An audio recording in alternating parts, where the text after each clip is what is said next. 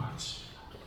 하나님 계신 우리 아버지의 이름을 거룩하게 하시며 아버지의 나라가 오게 하시며 아버지의 뜻이 하늘에서와 같이 이 땅에서도 이루어지게 하소서.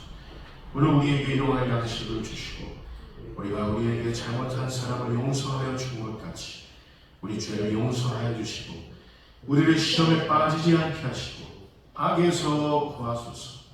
나라와 권능과 영광이 영원히 아버지의 것입니다. 아멘. 오늘 우리들에게 주시는 하나님의 말씀입니다. 열왕기상 19장 1절부터 16절까지 있는 말씀.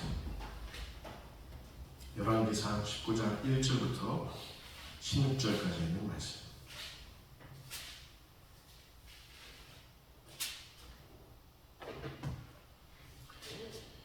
주의 종이 봉독하는 가운데 여러분 하나님의 음성을 직접 들으실 수 있기를 바랍니다.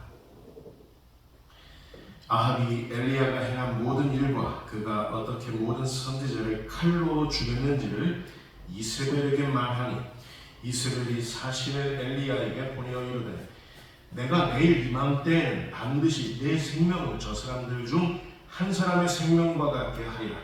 그렇게 하지 아니하면 신들이 내게 벌 위에 벌을 내림이 마땅하니라 한지라. 그가 이 형편을 보고 일어나 자기의 생명을 위해 도망하여 유다에 속한 브엘세바에 이르러 자기의 사환을 그곳에 머물게 하고 자기 자신은 광야로 들어가 하룻길쯤 가서 한 로뎀나무 아래 앉아서 자기가 죽기를 원하여 이르되 여호와여 넉넉하오니 지금 내 생명을 거두시옵소서. 나는 내 조상들보다 낫지 못하니이다 하고 로뎀나무 아래 누워 자더니 전사가 그를 어루만지며 그에게 이르되 일어나서 먹으라 하는지라. 본즉 머리맡에 숯불에 구운 떡과 한 병 물이 있더라. 이에 먹고 마시고 다시 누웠더니 여호와의 천사가 또다시 와서 어루만지며 이르되 일어나 먹으라. 내가 갈 길을 다 가지 못할까 하노라 하는지라. 이에 일어나 먹고 마시고 그 음식물에 힘을 의지하여 40주 40야를 가서 하나님의 산 호렙에 이르니라. 엘리야가 그곳 굴에 들어가 거기서 머물더니 여호와의 말씀이 그에게 임하여 이르시되 엘리야야 내가 어찌하여 여기 있느냐. 그가 대답하되 내가 만군의 하나님 여호와께 열심히 유별하오니 이는 이스라엘 자손이 주의 언약을 버리고 주의 제단을 헐며 칼로 주의 선지자들을 죽였음이오며 오직 나만 남았거늘 그들이 내 생명을 찾아 빼앗으려 하나이다. 여호와께서 이르시되 너는 나가서 여호와 앞에서 산에 서라 하시더니 여호와께서 지나가시는데 여호와 앞에 크고 강한 바람이 산을 가르고 바위를 부수나 바람 가운데 여호와께서 계시지 아니하며 바람 후에 지진이 있으나 지진 가운데에도 여호와께서 계시지 아니하며 또 지진 후에 불이 있으나 불 가운데에도 여호와께서 계시지 아니하더니 불 후에 세미한 소리가 있는지라. 엘리야가 듣고 겉옷으로 얼굴을 가리고 나아가 불 어귀에 서매 소리가 그에게 임하여 이르시되 엘리야야 내가 어찌하여 여기 있느냐. 그가 대답하되 내가 만군의 하나님 여호와께 열심히 유별하오니 이는 이스라엘 자손이 주의 언약을 버리고 주의 제단을 헐며 칼로 주의 선지자들을 죽였음이오며 오직 나만 남았거늘 그들이 내 생명을 찾아 빼앗으려 하나이다. 여호와께서 그에게 이르시되 너는 내 길을 돌이켜 광야를 통하여 다메섹에 가서 이르거든 하사엘에게 기름을 부어 아람의 왕이 되게 하고 너는 nim시의 아들 예후에게 기름을 부어 이스라엘의 왕이 되게 하고 또 아벤무홀라 사밧의 아들 엘리사에게 기름을 부어 너를 대신하여 선지자가 되게 하라. 아멘. 내가 어찌하여 여기 있느냐, 내가 어찌하여 여기 있느냐라는 제목으로 함께 하나님의 음성을 청하겠습니다.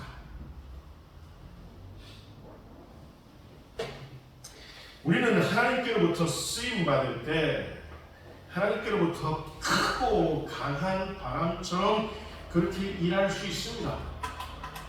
얼마든지 하나님께서 그렇게 하실 수 있습니다.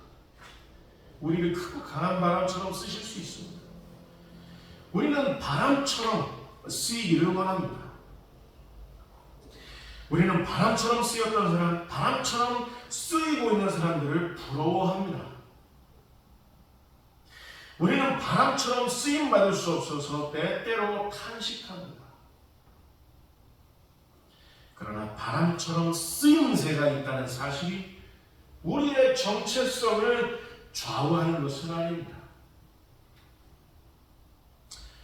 우리는 하나님께로부터 지진을 일으킬 정도의 큰 반향을 이 세상에 일으킬 수 있습니다. 우리는 지진을 일으킬 정도의 영향력을 갖고 싶어 합니다. 우리는 영향력이 큰 사람들을 부러워합니다.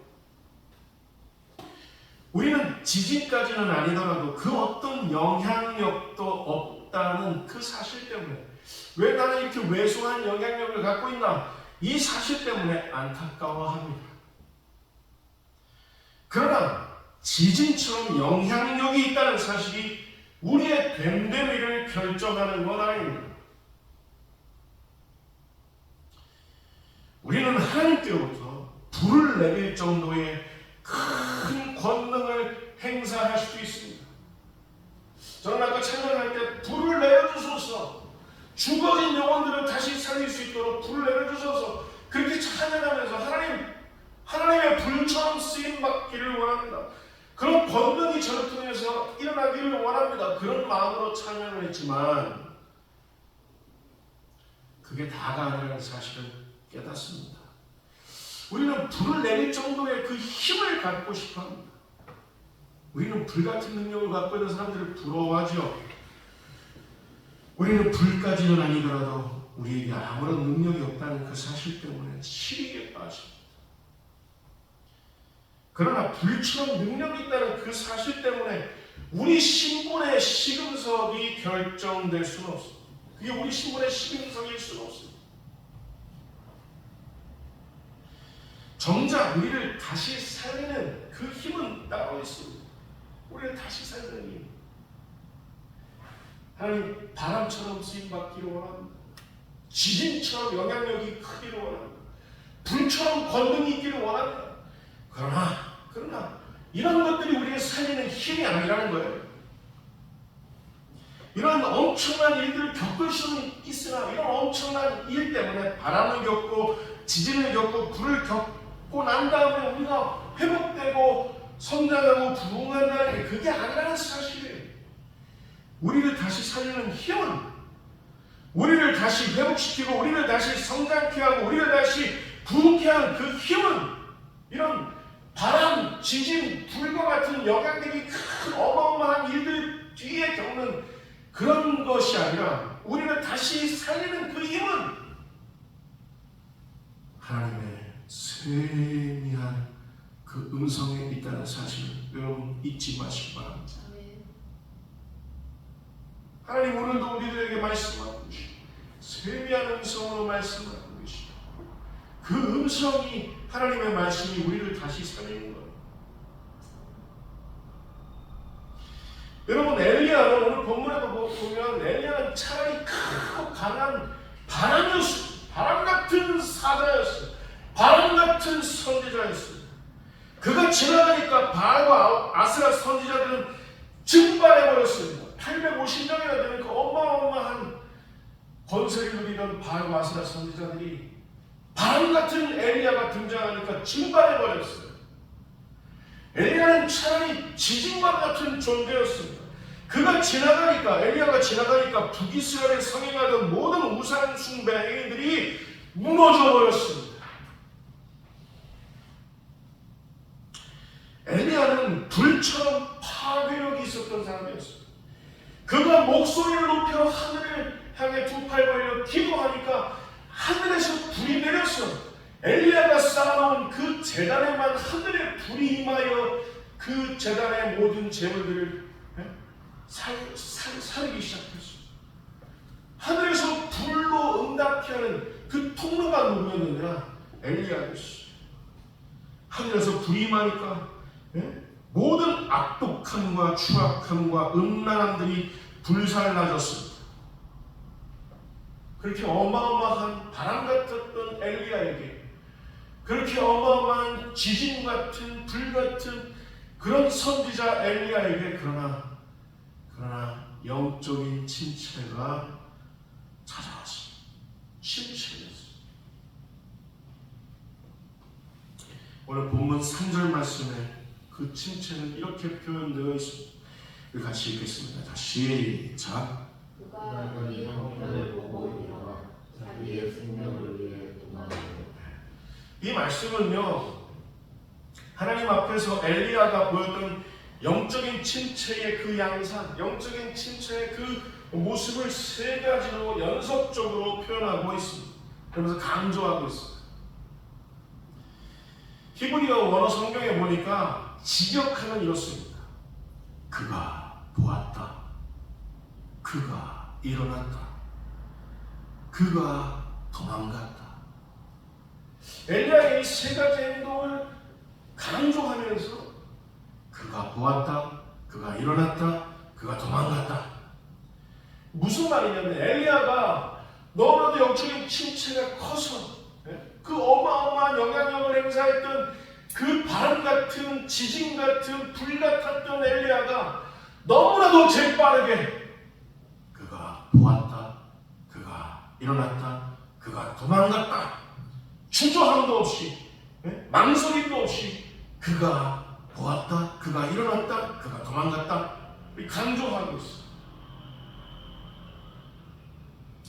먼저 엘리야가 보았다는 데에 초점을 맞춰보도록 하겠습니다. 여러분 묻겠습니다. 믿음은 어떤 겁니까? 믿음은 지금 돌아가는 그 형편을 보고 오늘 본문의 엘리야처럼 이 형편을 보고 어떤 일들이 일어나고 있는지 그 양상을 보고 그에 따라서 때에 따라서 그때그때 달리 취하는 처세술이 믿음입니까? 용재야, 좀 양상을 좀 보고 해. 너 주위에 일어나고 있는 형편들을 좀 보고 해. 그리고 거기서 타협하면서 그에 따라서 처세하는 그 처세술이 믿음입니까? 엘리야는 바람처럼 지진처럼 불처럼 쓰임 받다가 어쩌다가 하루아침에 그 패기를 잃어버린 겁니까? 엘리야는 그의 기도에 이어 그가 쌓아놓은 재물에만 하늘에서 불이 임하자 북이스라엘을 괴롭혔던 모든 바알과 아세라 선지자들을 척결한 바 있습니다. 엘리야는 상상했을 겁니다. 야, 내가 이런 어마어마한 일들을 해내다니. 엘리야의 헌신으로 인해서 북이스라엘에 큰 부흥이 일어날 거라고 엘리야는 상상했을 겁니다. 왜냐하면 하늘에서 불이 임했으니까. 엘리야는 큰 부흥의 일꾼으로 그렇게 쓰임받고 북이스라엘의 우상 숭배가 떠나가고 북이스라엘이 부흥할 것을 상상했을 겁니다. 그러나 오늘 본문에 보면 19장 1절에 보면 그의 기대와는 달리 이세벨이 엘리야의 죽음을 예고하며 엘리야에게 저주합니다. 저주합니다. 상황은 역전되었습니다. 상황은 불리하게 돌아가고 있습니다. 엘리야는 이 형편을 보고 재빨리 일어나 도망했습니다. 이런 엘리야의 영적인 침체에 빠져있는 엘리야에게 잠언 28장 1절 말씀은 아주 뼈아픈 지적을 하고 있습니다. 우리 같이 읽을까요? 자, 시작. 너희는 쫓아오는 자가 없어도 도망하나 너희는 사자같이 담대하느냐. 여러분, 우리는 도망가는 존재들이 아닙니다. 엘리야가 왜 도망을 합니까? 크고 바람 같았던 그 엘리야가 지진을 일으킬 만한 어마어마한 그 영향력을 갖고 있었던 엘리야가 하늘에서 불을 내리도록 했던 그 권능을 행하던 엘리야가 왜 도망을 가야만 합니까?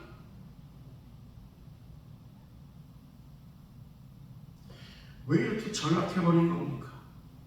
엘리야는 적어도 엘리야만큼은 북이스라엘에서 적어도 다른 사람은 몰라도 엘리야만큼은 사자같이 담대했어야 했어요. 저는 제 주위의 친구들이, 후배들이, 형은 그리고 목사님은 뭘 믿고 그렇게 담대합니까?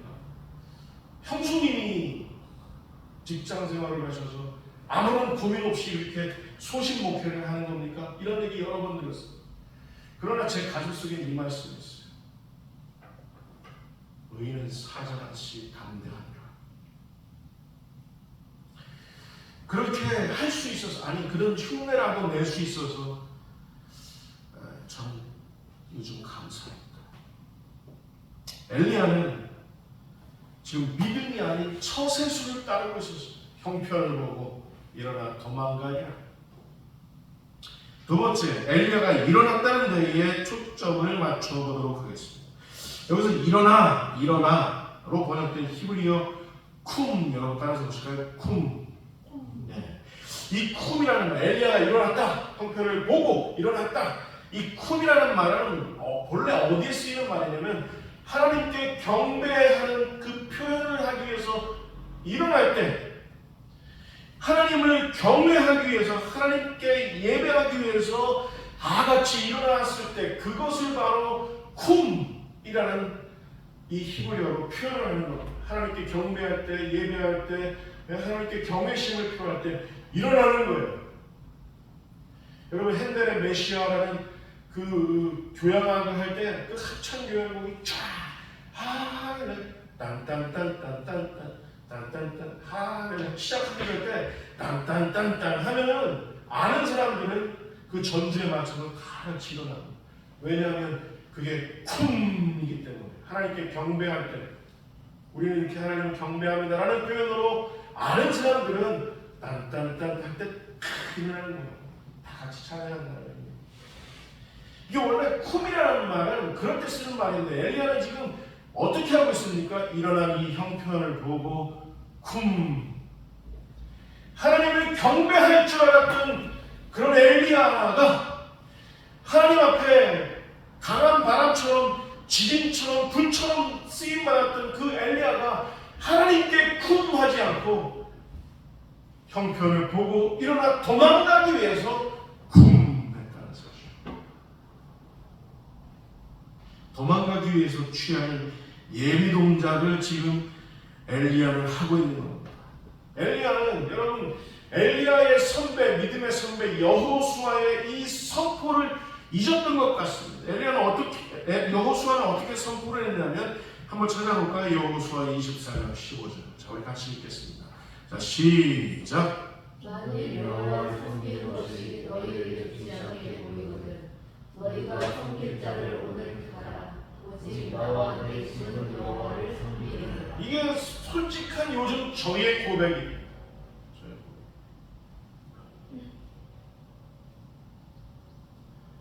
그래, 나와 내 아내와 나의 두 아들만큼은 오늘날 여호와만을 선택하겠습니다.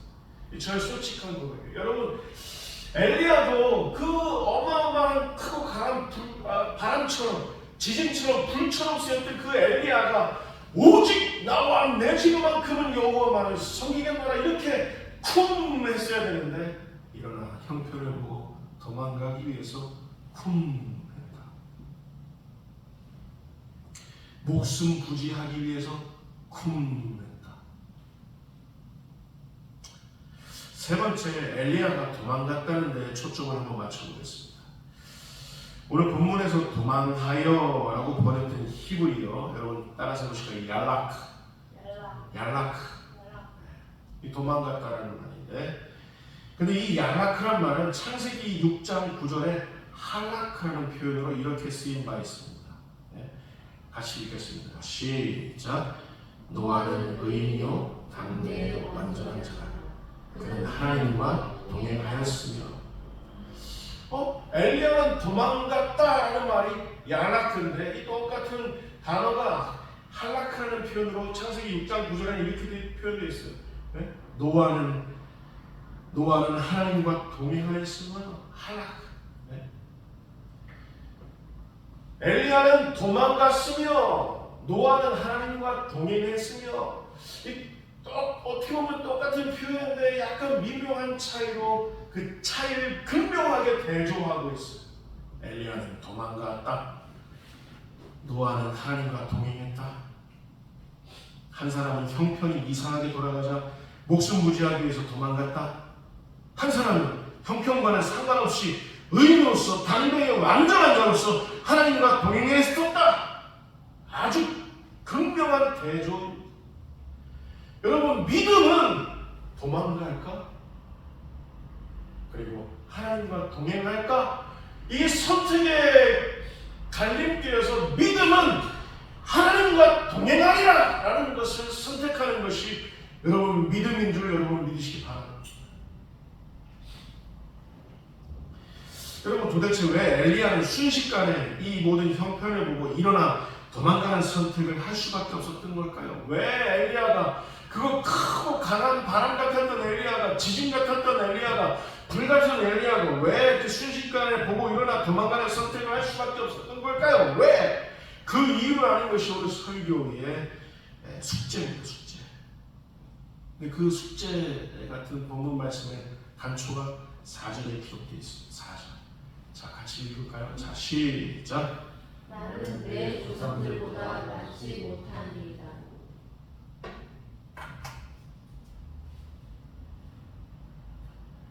나는 내 조상들보다 낫지 못하다. 이게 무슨 말이에요? 이 비교의식이란 말이에요. 나는 아브라함 같은 나의 선지 조상들보다도 나는 못하다. 나는 이삭 같은, 야곱 같은, 나는 모세 같은, 나는 여호수아와 같은 그 열조보다도 나는 낫지 못하나이다. 비교의식에 빠져 있었어요. 이 결정적인 흠집입니다. 하나님 앞에. 여러분, 그 어떤 경우에라도 어느 누구와 나 자신을 비교하지 마시기 바랍니다. 여러분, 결정적으로 우리 화평교회와 어느 다른 교회와 비교하지 마시기 바랍니다. 여러분, 비교하기 시작하면 필연적으로 드는 생각은 패배의식입니다. 비교하다 보면 부러워지고, 부러우면 즐거워. 제가 그래서 후배들한테 너희들 내가 부러우면 지는 거야. 그러면서 이 한마디 딱 하죠. 내가 나와 같은, 내 아내와 같은 여자랑 사는 게 부러워?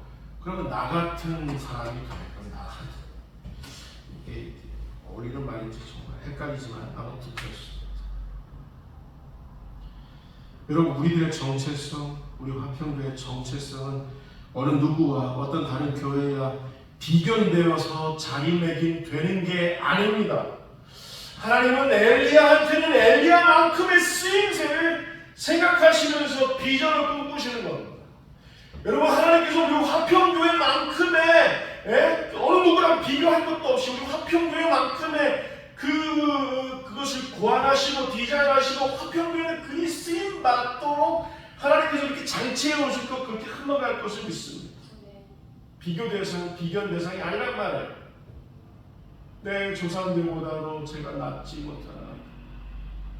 그러니 하나님, 내 목숨이 여기서 끊어져도 좋습니다. 나 이제 세상마다 다 귀찮아요. 이세벨이 나 죽이겠다고 지금 일어섰잖아요. 하나님, 나 죽여주세요. 여기서 차라리 여기까지 떨어지는 거예요. 여러분, 하나님도 엘리야를 그렇게 비교하면서 너 아브라함보다 못하다. 야, 너 이 정도면 모세보다 못하다. 하나님은 그렇게 하셨을까? 엘리야한테? 아니에요.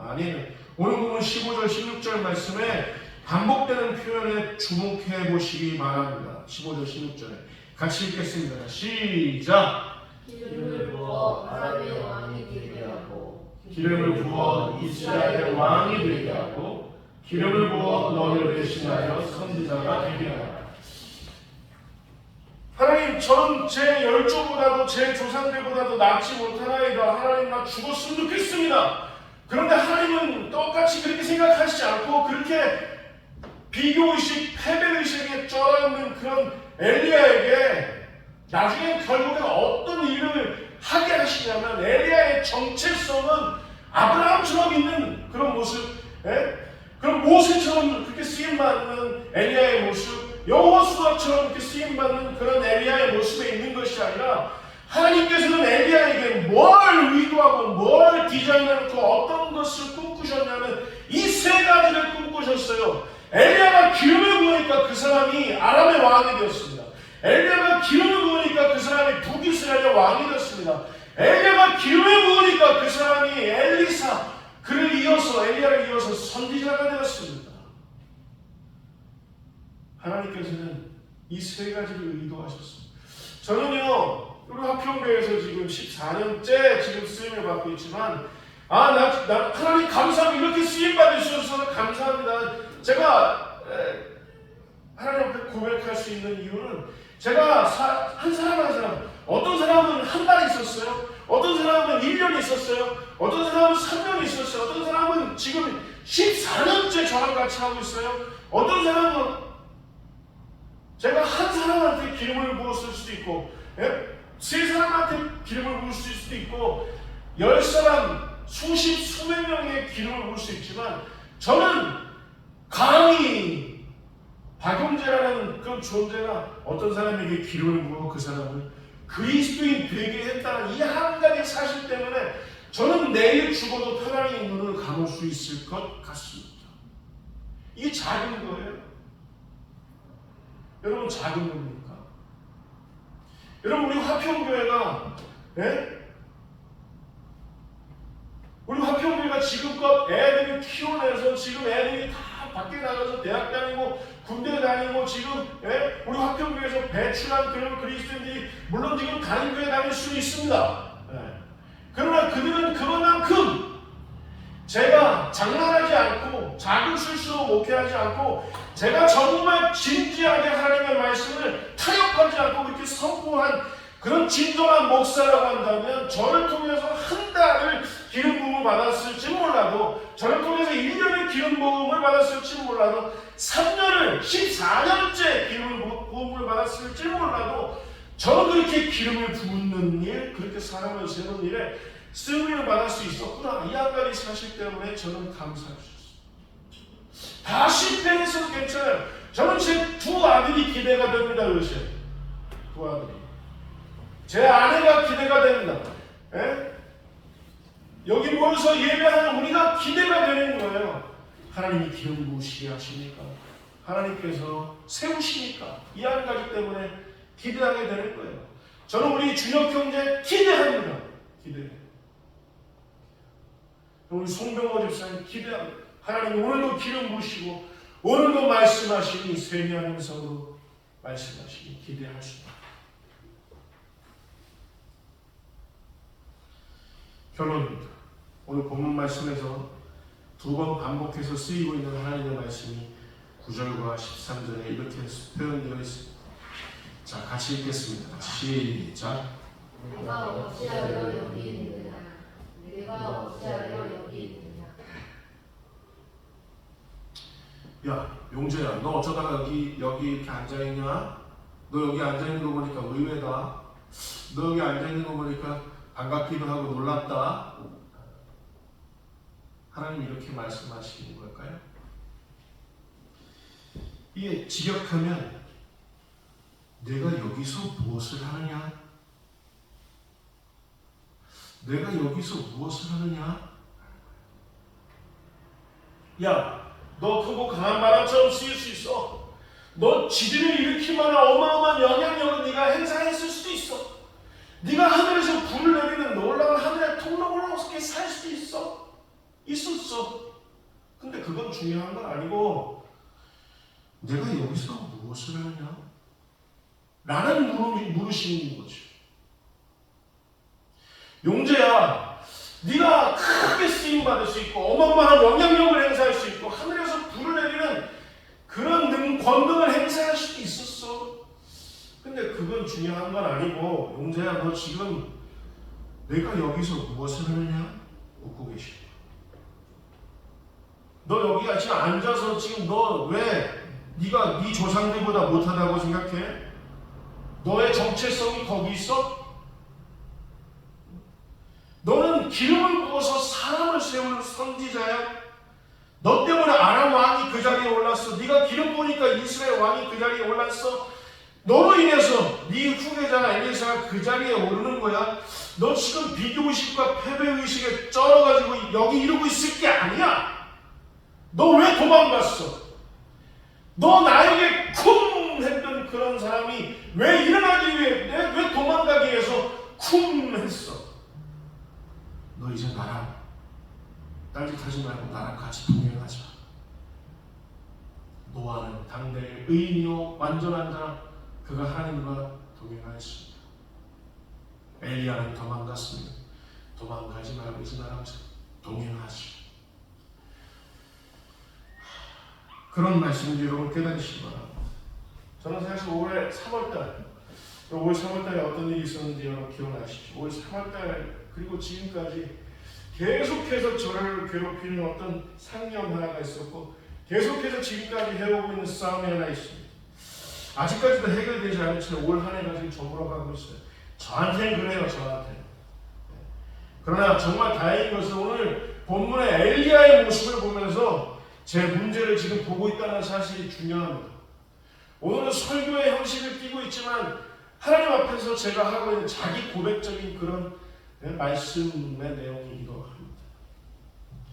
엘리야는 하나님 앞에서 두 번 강조하면서 10절, 14절에 이렇게 토로하고 있었어요. 오늘 본문 10절, 14절 같이 읽겠습니다. 시작.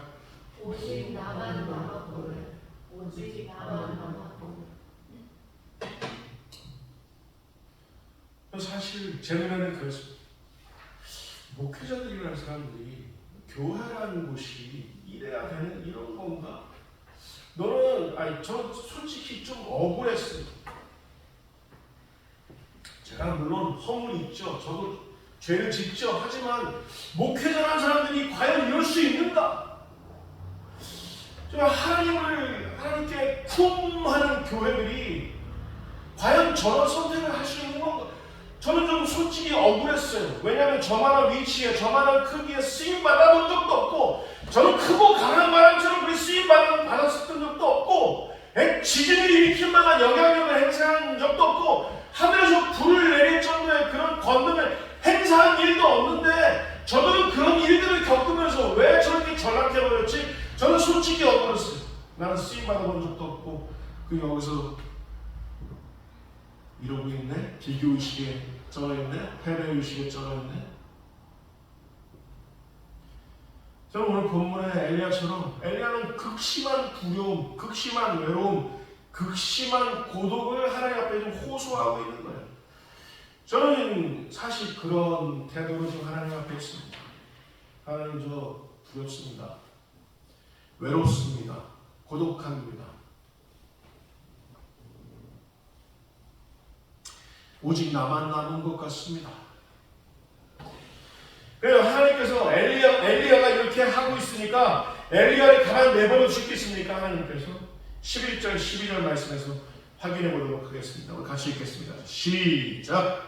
여호와께서 이르시되 너는 나가서 여호와 앞에서 산에 서라 하시더니 여호와께서 지나가시는데 여호와 앞에 크고 강한 바람이 산을 가르고 바위를 부수고 바람 가운데 여호와께서 계시지 아니하며 바람 후에 지진이 있으나 지진 가운데에도 여호와께서 계시지 아니하며 또 지진 후에 불이 있으나 불 가운데에도 여호와께서 계시지 아니하느니 불 후에 세미한 소리가 있느니라.